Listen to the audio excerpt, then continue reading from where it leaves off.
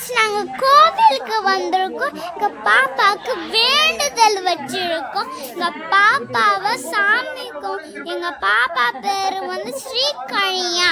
எங்கள் பாப்பாவை சாமி கும்பிட்ற இடத்துக்கு கூட்டிட்டு போயிருக்காங்க. எங்கள் பாப்பா பாருங்க ரொம்ப ப்ரிட்டியாக க்யூட்டாக எல்லோ கலர் ட்ரெஸ் போட்டிருக்கு, வளையெல்லாம் போட்டிருக்க பாருங்க. இப்போ எங்கள் ஆயா தூக்குறாங்க. அவங்க வந்து பாப்பா எப்படி ஆன பார்க்குது பார்த்தீங்களா? எங்கள் சித்தியும் எங்கள் சித்தப்பா சாமிக்கு வேண்டுறாங்க பார்த்தீங்களா ஃப்ரெண்ட்ஸ்? சாமி அங்கே தான் இருக்கு, பார்த்துக்கோங்க ஃப்ரெண்ட்ஸ். இதுதான் வெயிட் மிஷின். அங்கே வேப்பில போட்டு தான் பாப்பாவையே படுக்க வைப்பாங்க. படுக்க வைக்கும் போது இதை பார்த்தீங்களா?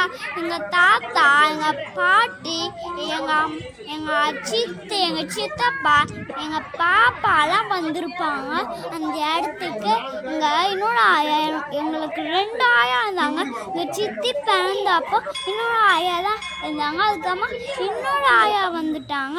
அவங்களுக்கு கல்யாணம் வந்தோடனே அதான் இப்படி 2 ஆயா இருக்காங்க. அவங்களுக்கு பார்த்தீங்களா வெயிட் மிஷினில் பாப்பாவை படுக்க போடுறாங்க பார்த்தீங்களா?